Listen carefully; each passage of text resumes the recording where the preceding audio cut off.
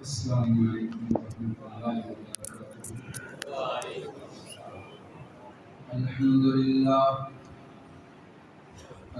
للہ نحمده ونستعینه ونستغفره ونعوذ باللہ من شرور انفسنا ومن سیئات اعمالنا،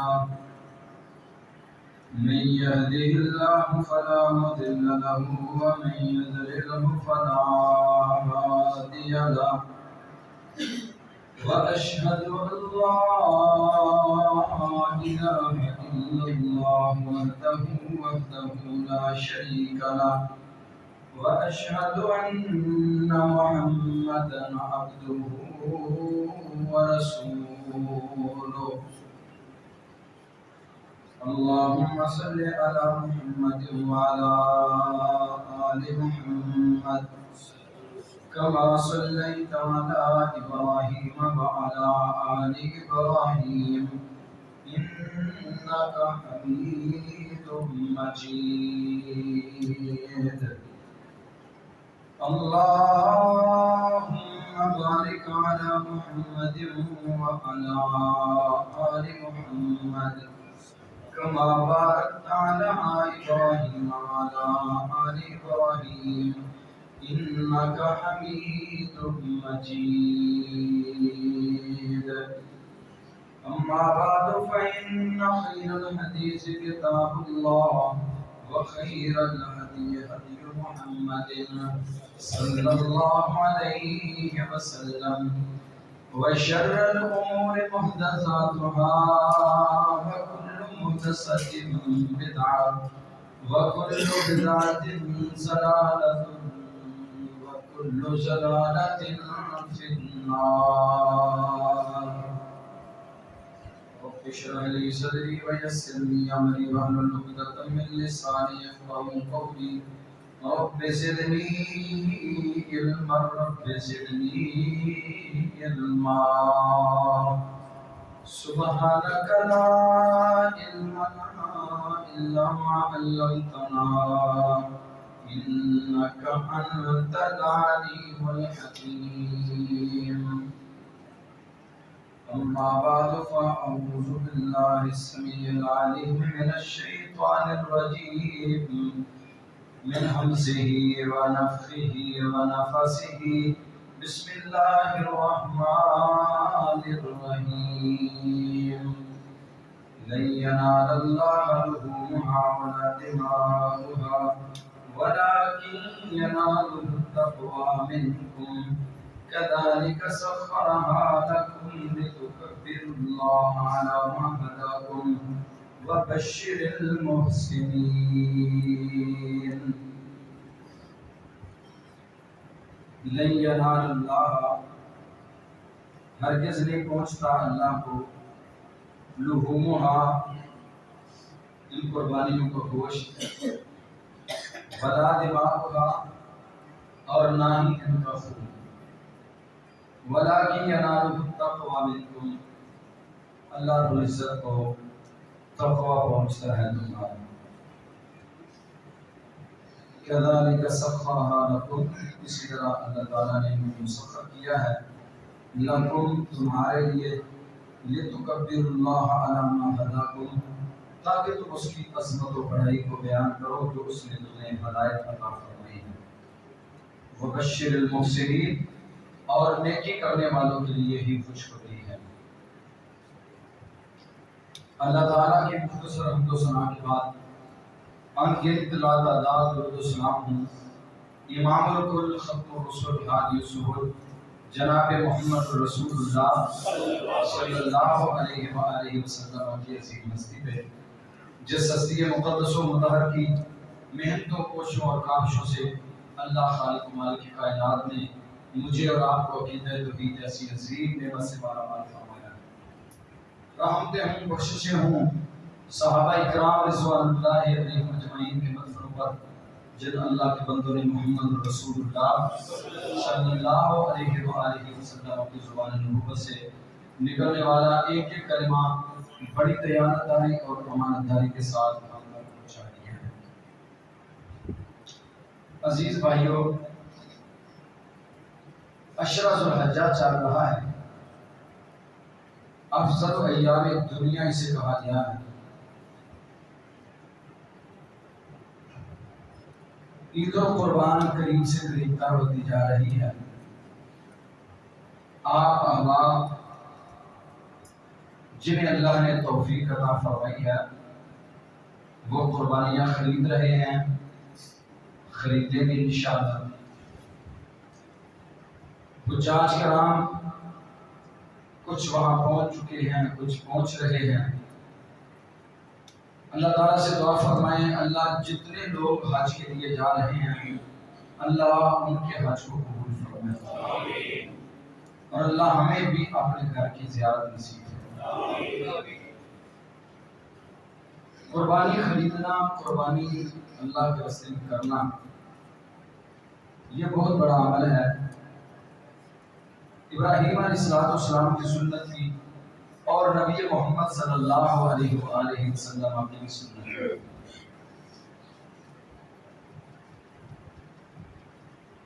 قربانی اللہ کے قرب سے ہے، اس کے ذریعے سے بندہ اپنے رب کے قریب ہوتا ہے۔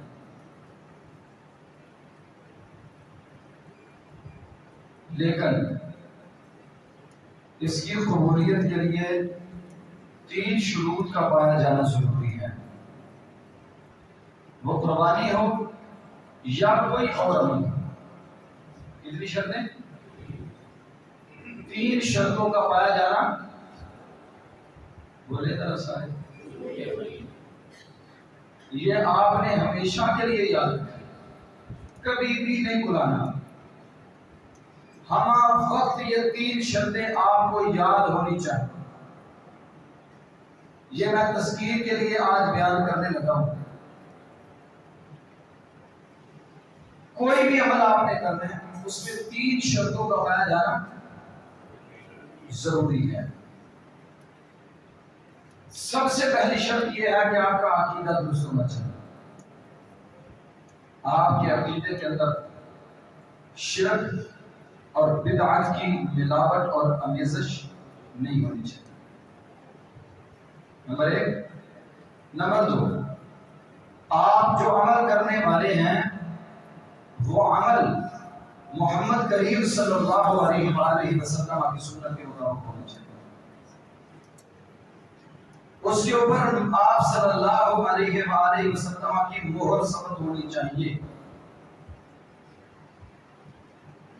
اگر مہر نہیں لگی اس عمل کی اللہ کے یہاں کوئی وقت و ویلیو نہیں۔ کتنی شرطیں ہو گئی؟ سارے کو اللہ کرے جب میں آپ سے پوچھتا ہوں نا، آپ کو گناہ نہیں اس پہ ہوتا، یہ تذکیر کے لیے، یاد کروانے کے لیے اللہ تعالیٰ نے یہ خطیب کو حق دیا ہوا ہے۔ آپس میں آپ کو بات کرنے کی اجازت نہیں ہے۔ کتنی شرطیں ہوئی؟ 2۔ پہلی شرط کیا بیان ہوئی؟ عقیدہ توحید۔ دوسری،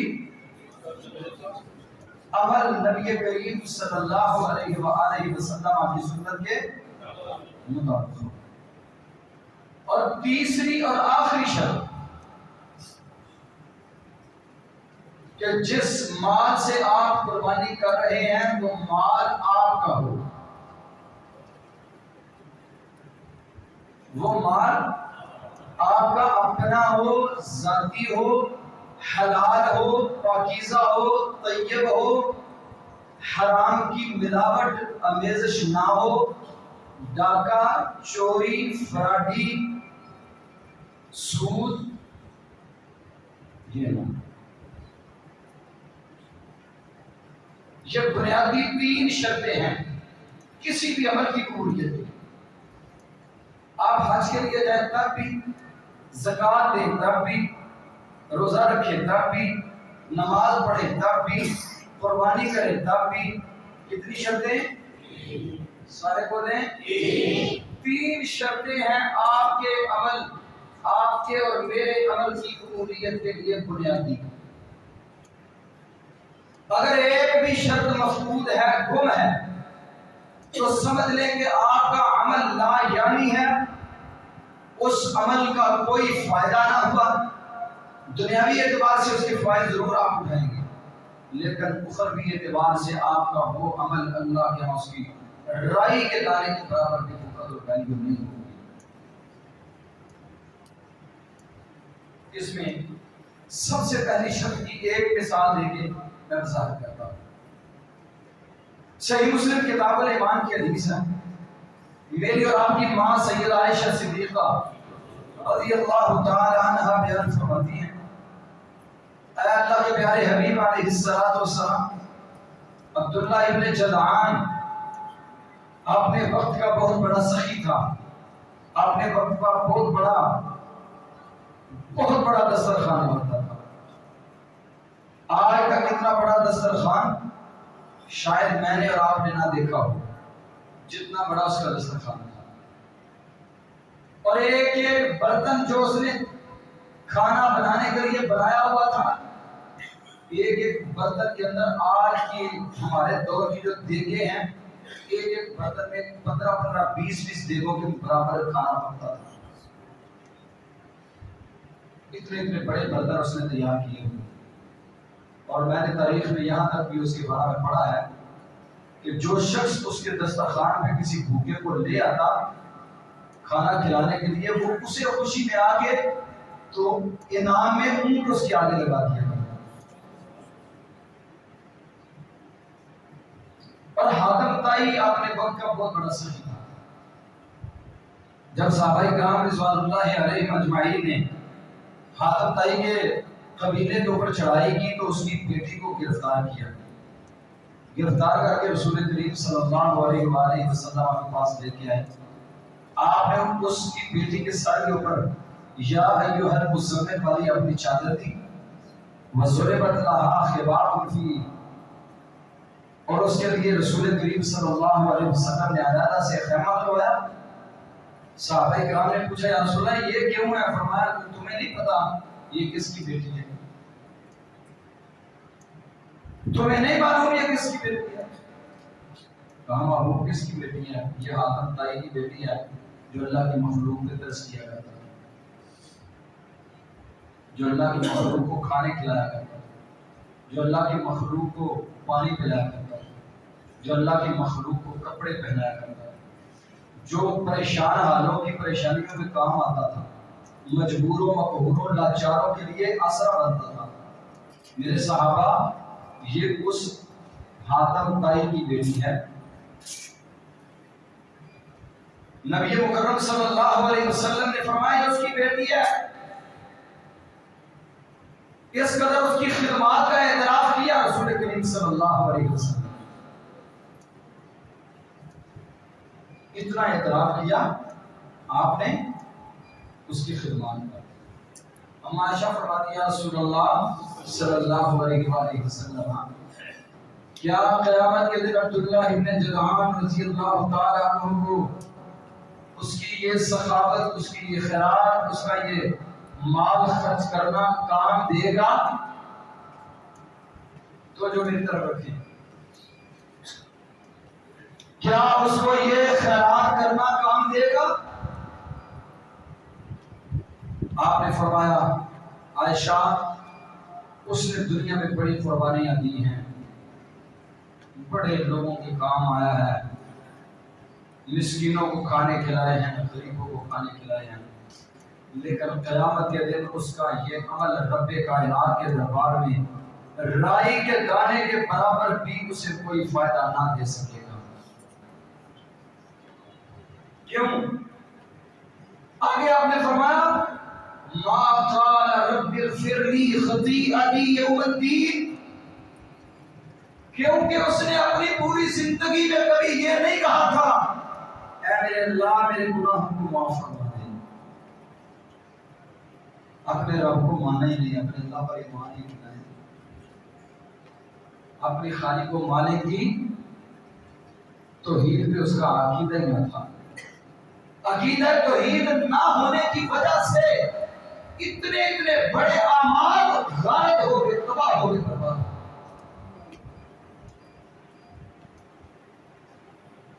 اور شرک اتنا بڑا جرم ہے، اتنا بڑا جرم ہے لقمان علیہ السلام نے اپنے بیٹے سے کہا تھا یا بنی لا تشرک باللہ، اے میرے بیٹا کبھی اپنے اللہ کے ساتھ کسی کو شریک نہ ٹھہرانا، ان الشرک لظلم عظیم، شرک سے بڑا کوئی گناہ نہیں ہے، کوئی گناہ نہیں ہے، شرک سب سے بڑا گناہ ہے۔ کیا ہے شرک؟ شرک کسے کہتے ہیں؟ شرک یہ ہے کہ یہ پریشانیاں ان کا حل اللہ بھی نکالتا ہے، فلاں بھی نکال سکتا ہے۔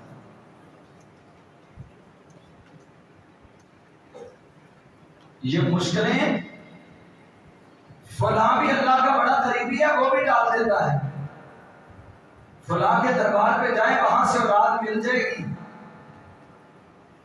فلاں آستانے پہ جاؤ، یہ جوہری کے دربار پہ دودھ کی سبیلیں لگاؤ، مال زیادہ ہوگا۔ اور لاہور کے گجروں کا جو وہاں پہ سبیلیں لگاتے ہیں، ان کا عقیدہ پیچھے یہ ہے کہ اگر ہم نے دودھ یہاں پہ نہ سبیلیں نہ لگائی تو ہمارے جانور دودھ دینا چھوڑ دیں۔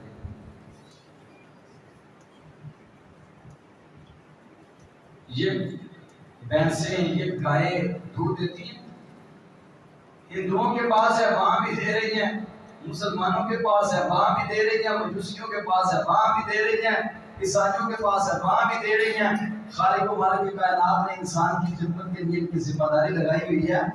اللہ کی قسم اگر اللہ نہ چاہے کوئی جانور ایک قطرہ دودھ بھی نہ دے، ایک قطرہ دودھ بھی، اگر اللہ نہ چاہے۔ کسی بھی عمل کو رب کے علاوہ غیر کی طرف منسوب کرنا، غیر کے نام کی قسم اٹھانا، غیر کے نام کا نذرانہ پیش کرنا، غیر کے نام کے چڑھاوے چڑھانا، یہ شرک ہے۔ مشکل کشا علی کے نعرے لگانا یہ شرک ہے، حاجت روا علی کے نعرے لگانا یہ شرک ہے، یا علی مدد کے نعرے لگانا یہ شرک ہے۔ وَمَن يُشْرِكْ بِاللَّهِ فَكَأَنَّمَا خَرَّ مِنَ السَّمَاءِ، فرمایا مشرک نے اپنا اتنا نقصان کیا ہے، اتنا نقصان کیا ہے، جس طرح کہ ایک آدمی آسمان سے گر پڑے، آسمانوں سے بندہ گرے تو اس کے بدلے میں چیز بچتی ہے، کیوں جی؟ آسمان کی بلندیوں سے گرے، یہ چھت نہیں کہہ رہا میں، آسمان کی نیل کو چھت سے اگر کوئی نیچے گرے، اللہ کہتا ہے جو شرک کرتا ہے یوں سمجھو آسمانوں سے گر پڑا ہے، جو اپنے رب کے ساتھ غیروں کو شریک کرتا ہے وہ آسمانوں سے گر پڑا ہے۔ اور اللہ فرماتے ہیں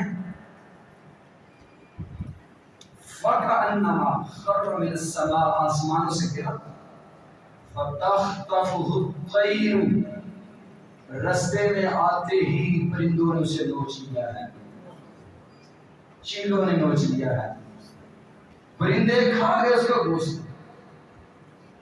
او تَحْوِي بِهِ الرِّيحُ فِي مَكَانٍ سَحِيقٍ، یا ہوائیں اسے لے جائے صحراؤں کی طرف اور صحراؤں میں جا کے ریت کے ٹیلوں میں دب جائے،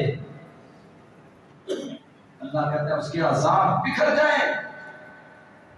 جس نے شرک کیا وہ یوں سمجھ لو کہ آسمانوں سے گر پڑا ہے، اور اتنا نقصان اس کا نہیں ہوتا جو آسمانوں سے گر پڑے جتنا نقصان مشرک کرتا ہے۔ اور نقصان کس کا کرتا ہے؟ اپنا نقصان کرتا ہے، کسی کا نہیں۔ جو آسمانوں سے گرے، چھت سے گر پڑے، وہ نقصان کس کا کرتا ہے؟ اپنا نقصان۔ تو یہ شرک ہے۔ مشرک شخص کی قربانی اللہ قبول نہیں کرتا۔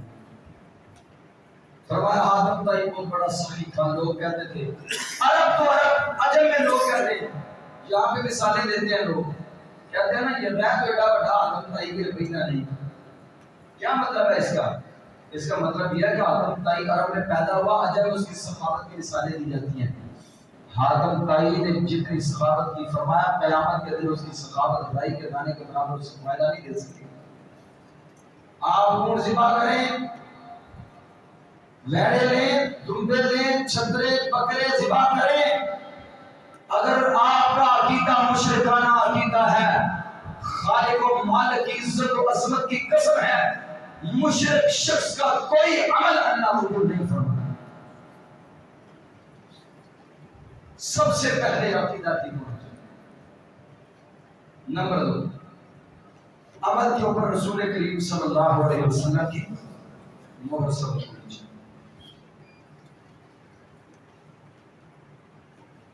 عید کا دن تھا، آپ صلی اللہ علیہ وسلم ایک دفعہ وہ عید والے دن گزر رہے تھے تو ایک نالی کے اندر خون بہتا آ رہا تھا۔ قربانی کب کرنی چاہیے؟ نماز عید سے پہلے یا عید کے بعد؟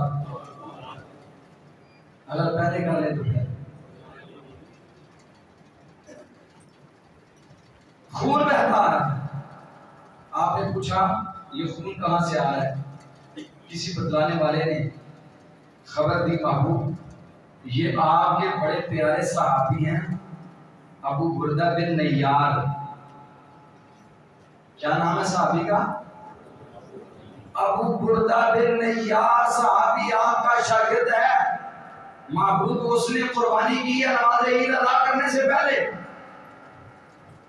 آپ نے بلا لیا، بلا کے آپ نے پوچھا ابو بردہ یہ کیوں کیا ہے؟ کہنے لگے اللہ کے رسول مدینہ میں کچھ ایسے غرباء ہیں جو قربانی نہیں کر سکتے، فقراء ہیں جن کے پاس قربانی کی سکت اور ہمت ہی نہیں ہے۔ میں نے تو اس لیے پہلے قربانی کر دی ہے کہ قربانی کرنے والوں کے گھروں میں گوشت جلدی بن جاتا ہے، اور جو فقراء غرباء ان کے گھروں میں گوشت لیٹ جاتا ہے۔ محبوب ان کے گھروں میں پہلے بھیج دوں تاکہ وہ اپنے گھر میں نماز عید ادا کرنے کے فوراً بعد آ کے کھانا پکا کے اپنے اللہ کا شکر کریں۔ محمدی مسجد میں آنے والے میرے دوستوں، اللہ کی قسم اس صحابی، ان کے اخلاص، ان کی للہیت، اس میں کچھ شک نہیں، کیوں نہیں؟ اگر صرف بات اخلاص کی ہی ہو، اگر صرف بات کھری نیت کی ہی ہو تو پھر اس صحابی کی نیت خراب تھی۔ ہماری سوچ فکر تو یہ کام کرتی ہے کہ ایسے شخص کے لیے ڈبل اجر ہونا چاہیے۔ کیوں؟ ایک اجر قربانی کرنے کا اور دوسرا اجر غرباء اور مساکین کا خیال رکھنے کا۔ آپ نے فرمایا شاباشی دی، آپ نے بہت اچھا کام کیا ہے، کام تو اچھا ہے، غرباء کا خیال کرنا پڑا، ماڑیاں کا خیال رکھنا پوری کر لے۔ کہا شاباش نہیں دی، مدح کے الفاظ نہیں کہے، تسلی نہیں دی، دلیری نہیں دی۔ میرے محبوب نے فرمایا دل کا شاد الرحمن، یہ صرف گوشت ہے جو آپ لوگوں کے گھروں میں بھیج دیا ہے۔ آپ کی قربانی رب کائنات کے ہاں اس کی کوئی فکر اور ویلیو نہیں۔ اللہ کی قسم سنت کے مطابق عمل نہ ہو، نبی کا صحابی بھی کرے اللہ قبول کر دے؟ صحابہ سے بڑھ کر کس کی عظمت ہو سکتی ہے؟ صحابہ سے بڑھ کر کسی کی شان ہے، مقام ہے؟ میں تو کہا کرتا ہوں وہ غلطیاں بھی کرتے تھے، ان کی غلطیوں پہ بھی رب قرآن نازل کرتا تھا۔ اتنے بلندوں والا عظمتوں کے مالک وہ لوگ تھے، لیکن آپ اندازہ کریں اگر سنت کے مطابق عمل نبی کے ساتھی کا نہیں ہے، اللہ اس کو بھی قبول نہیں کرتے۔ صحابی تھا، نیت اچھی تھی، سوچ اچھی تھی، فکر اچھی تھی، لیکن نہیں قبول کیا۔ آپ نے فرمایا اصبح مکانہ حاشاتن، جاؤ ایک اور بکری خریدو۔ ہمارا طریقہ، ہماری سنت، ہمارا نظام جو نماز عید ادا کرنے کے بعد قربانی کرنی ہے، نماز عید ادا کرنے کے بعد قربانی کرو گے تب اللہ اپنی قربانی کو قبول فرمائے۔ کیوں نہیں قبول ہوئی قربانی؟ محمد رسول اللہ صلی اللہ علیہ وآلہ وسلم کی سنت اور آپ کی مہر نہیں لگی۔ عمل کے اوپر محمد رسول اللہ صلی اللہ علیہ وآلہ وسلم کی مہر کا لگا ہوا ہونا ضروری ہے۔ اگر عمل کے اوپر آپ کی مہر ثبت نہیں، سونے میں جیسا عمل بھی ہو رائی کے دانے کے برابر اس کی کوئی ویلیو نہیں ہے۔ روزہ اتنا بڑا عمل ہے، اللہ کے نبی علیہ السلام نے فرمایا جو ایک نفلی روزہ رکھتا ہے باعث اللہ وجہہ عن النار 70 خریفہ، اللہ اس بندے کے چہرے کو جہنم کی آگ سے 70 سال کی مسافت دور کر دیتے ہیں جو ایک نفلی روزہ رکھتا ہے۔ فرضی روزے کا اجر کتنا ہے؟ اللہ کہتے ہیں الصوم لی وانا اجزی بہ، روزہ میرے لیے ہے اور اس کا اجر بھی میں ہی دوں گا، اس کا اجر کسی کو نہیں معلوم، نہ کوئی لکھ سکتا ہے میرے فرشتوں، اس کا اجر میں ہی لکھوں گا۔ یہ تو بیان ہو رہا ہے نفلی روزے کا اجر۔ اللہ کے نبی علیہ السلام کے ساتھ صحابہ کرام جا رہے تھے اور ایک صحابی نے کہا یا رسول اللہ روزہ رکھا ہوا ہے اور پیاس نے ستایا ہوا ہے، گرمی کی شدت اور حدت تھی، جس طرح آج دیکھ رہے ہیں کیا حال ہے بھائی، کل کا دن کس قدر مشکل تھا، کڑاکے کی گرمی ہے، اللہ کے رسول اگر اجازت ہو تو افطار کر لیں۔ آپ نے فرمایا تھا افطار کر لیے روزے۔ کچھ لوگ ایسے تھے جنہوں نے افطاری نہیں کی اور وہ کہنے لگے ہمارے پاس اتنی سخت ہے کہ ہم شام تک روزہ پورا کر سکتے ہیں۔ اب فیصلہ اگر ہمارے پاس ہو تو پھر شام تک روزہ پورا کرنا کوئی بری بات ہے؟ کیوں نہیں؟ شام تک روزہ پورا کرنا بری بات ہے؟ لوگ کہتے ہیں جی کہ یہ اسی قرآن ہی پڑھتے ہیں نا تو کھانا آگے رکھ کے یہ کیڑی پریشانیاں نکال لیں، اس میں کون سی گناہ والی بات ہے؟ قربانی کا گوشت دے کے رات کے اس کے اوپر ہم ختم پڑھ رہے ہیں تو وہ ختم میں کیا ہم پڑھ رہے ہیں؟ ہم یہی پڑھ رہے ہیں نا آمن الرسول بما انزل الیہ من ربہ والمؤمنون، قرآن پڑھ رہے ہیں۔ بھائی یہ سوچو آپ تو 1450 سال کے بعد آئے ہو، جنہوں نے محمد رسول اللہ صلی اللہ علیہ وسلم کے اسر اور بسر کے ساتھی تھے، جنہوں نے آسمانوں سے قرآن اترتے دیکھا ہے، جنہوں نے وحی کا نزول ہوتے ہوئے دیکھا ہے، جنہوں نے جبریل امین کو دیکھا ہے، یہ ان کی بات کر رہا ہوں۔ اللہ کے پیارے حبیب علیہ السلام نے فرمایا روزہ افطار کر لو۔ سب لوگوں نے افطاری کر لی، کچھ لوگ کہنے لگے ہمارے پاس اتنی سخت ہے، ہمت ہے کہ ہم شام تک روزہ پورا کر سکتے ہیں، انہوں نے نہ روزہ افطار کیا۔ تھوڑا سا آگے گئے، آپ صلی اللہ علیہ وسلم کو کسی نے بتلایا اللہ کے رسول ابھی کچھ لوگوں نے افطاری نہیں کی، آپ نے ان کی مدد سرائی نہیں کی، ان کو شاباش نہیں دی، دلیری نہیں دی، بڑے زبردست بھائی، زبردست بھائی، آپ میں بڑی ہمت ہے، بڑے طاقتور لوگ ہیں، آپ بڑے مضبوط لوگ ہیں، بڑا ایک کا ایمان مضبوط ہے، کوئی ایسی بات نہیں کی۔ بات کیا کر فرمائی تھی؟ آپ نے فرمایا اولئک الوصات، اولئک الوصات، اولئک الوصات، لوگوں یہ دنیا میں محمد رسول اللہ کے نافرمان ہیں۔ یہ کون ہے؟ نافرمان ہے، نافرمان۔ کب یہ جملہ بولا؟ آج تک وہ جملہ اسی طرح حدیث کی کتابوں کے اندر لکھا ہوا ہے، اولئک الوصات، اولئک الوصات، اولئک الوصات۔ یہ نافرمان ہے، یہ نافرمان ہے جنہوں نے محمد رسول اللہ کا کہنا نہیں مانا، یہ وہ نافرمان لوگ ہیں جنہوں نے ابھی تک افطاری نہیں کی۔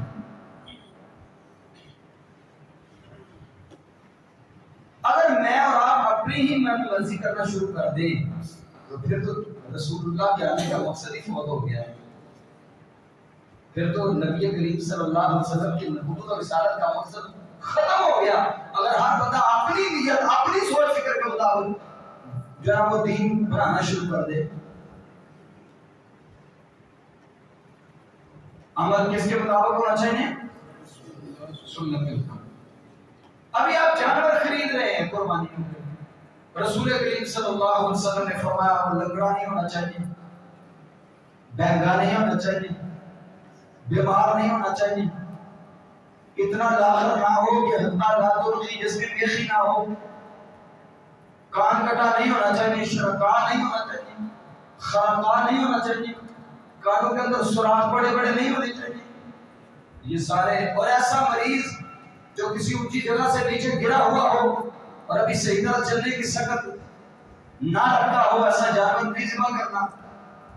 ایسی متولدہ بکری یا کوئی مادہ جانور جس نے بچہ جنم دیا بیمار ہو گئی، تو جب تک وہ درست نہیں ہوتی اس کو ذبح نہیں کر سکتے۔ یہ سارے عیوب ہیں، کس نے بیان کیے ہیں؟ نبی کریم صلی اللہ علیہ وسلم۔ دو دانتا کرنا ہے، لا تذبحوا الا مسنہ، دو دانتا ذبح کرو۔ آپ منڈی میں جاتے ہیں تو جو جانور بیچنے والے ہیں وہ خود ہی مفتی بنے، وہ خود ہی کہہ دیتے ہیں بنے کے لیے پکا کھیرا ہی لگ جاتا ہے، یہ فکر لے رہے ہیں کہاں سے؟ بھائی اگر یہ عیوب والے آپ ذبح کریں گے تو پھر آپ کی قربانی رسول اللہ کے طریقے اور آپ کی سنت اور آپ کے فرمان کے مطابق ہوگی نہیں ہوگی۔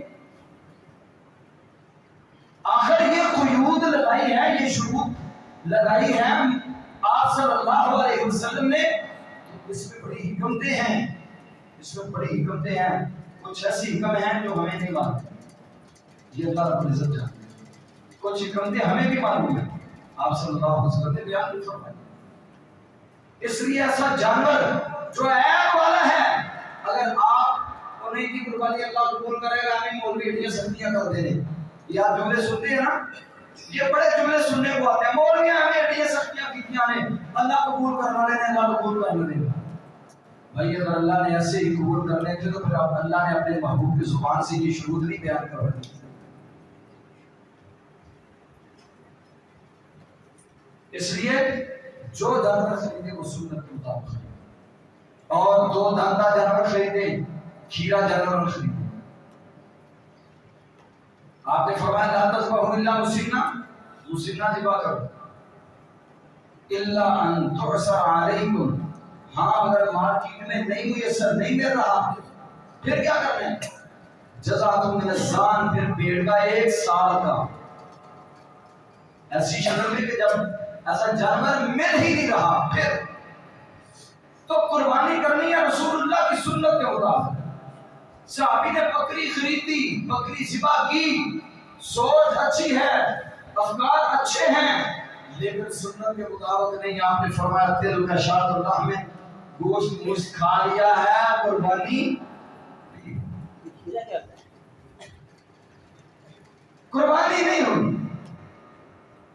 اس لیے سنت کے مطابق جانور خریدنا، کیونکہ جب تک قربانی کے اوپر اللہ کی قربانی کا جانور رسول اللہ کی سنت کے مطابق اور آپ کے طریقہ کے مطابق نہیں ہوگا، اس وقت تک وہ عمل اللہ قبول نہیں فرمائے۔ کتنی شرطیں ہوئی؟ 2۔ سب سے پہلی شرط کیا بیان ہوئی ہے؟ سارے بولیں عقیدہ درست ہونا چاہیے، عقیدہ توحید ہونا چاہیے۔ یہ نہ ہو عمرہ کرنے بیت اللہ الحرام میں پہنچا ہوا ہے، بیمار ہو گیا اور وہاں کہتا ہے جاؤ یہ پہلے کے دربار پہ جا کے دھوکے دے دیا میری طبیعت ٹھیک ہو جائے گی۔ اگر ایسا عقیدہ ہے تو سمجھ لو یہ مشرک ہے، بہت بڑا مشرک شخص ہے۔ اور کچھ بدقسمت ایسے ہیں وہ وہاں جا کے کہتے ہیں ہماری بیت اللہ الحرام کے امام کے پیچھے نماز ہی نہیں ہوتی، وہاں جا کے بھی انہیں نماز نصیب نہیں۔ تیسری شرط اور آخری، رسول کریم صلی اللہ علیہ وسلم نے فرمایا جو قربانی خرید رہے ہو، جو جانور ذبح کرنے والے ہو، وہ جانور حلال کے پیسوں سے ہو، رزق حلال سے ہو، اگر حرام ہے تو اللہ قبول نہیں فرمائے۔ قربانی ایک یہ ہے کہ جو ہم ادھر کریں گے، ایک وہ قربانی ہے جو منحر میں ہو، بیت اللہ الحرام سے بڑھ کر آگے کو عظمتوں والی جگہ ہے، عرفات، منی اور مزدلفہ اور منحر سے آگے کو عظمتوں والی جگہ ہیں۔ ایک آدمی وہاں پہنچتا ہے اور بیت اللہ الحرام کے غلاف سے چمٹ چمٹ کے، غلاف کعبہ سے چمٹ چمٹ کے روتا ہے اور ساتھ اللہ کی توحید کے ترانے پڑھتا ہے، لبیک اللہم لبیک لا شریک لک لبیک ان الحمد والنعمت لک والملک لا شریک لک لبیک۔ اللہ کی توحید کے ترانے پڑھ رہا ہے، آسمانوں سے اللہ آواز دلاتے ہیں لا لبیک ولا سعدیک۔ اور گجرانوالہ سے آنے والے، سیالکوٹ سے آنے والے، ہندوستان سے آنے والے، تیرا حج، تیری عبادات، تیری قربانیاں، تیرا مینا میں جانا، مزدلفہ میں جانا، عرفات میں جانا، تیرا کوئی عمل قبول نہیں۔ یا اللہ کیا وجہ ہے؟ گھر چھوڑ کے آیا ہے، دکان بند کر کے آیا ہے، جب گھر سے نکلنے لگا تھا لوگوں سے مل کے نکلا اور لوگوں کے گلے مل رہا تھا، ساتھ آنکھیں بھری ہوئی تھیں، آنسو نکل رہے تھے۔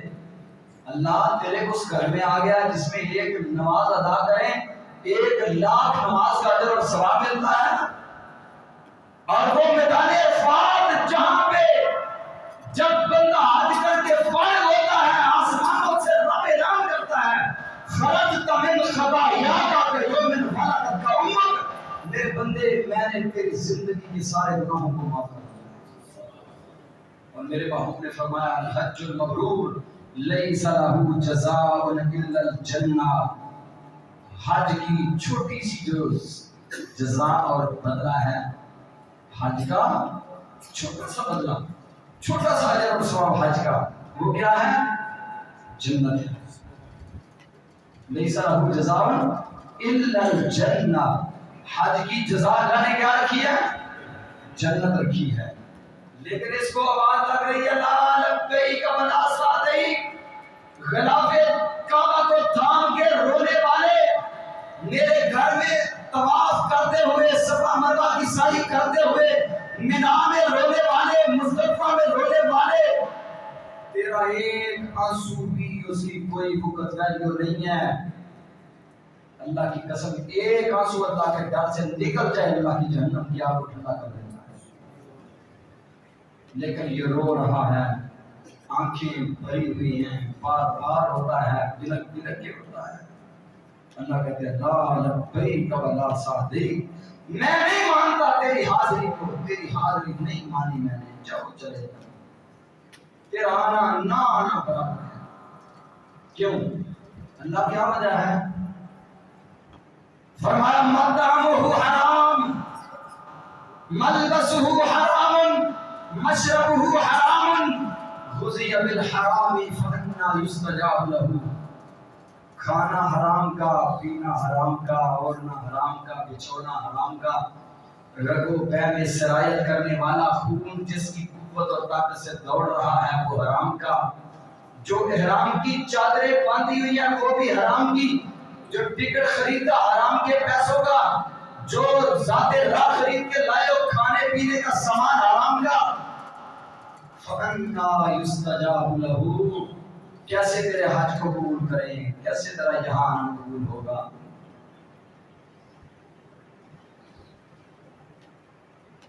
اگر اعمال کو قبول کروانا چاہتے ہیں تو پھر ان 3 شروط کو پورا کرنا چاہیے۔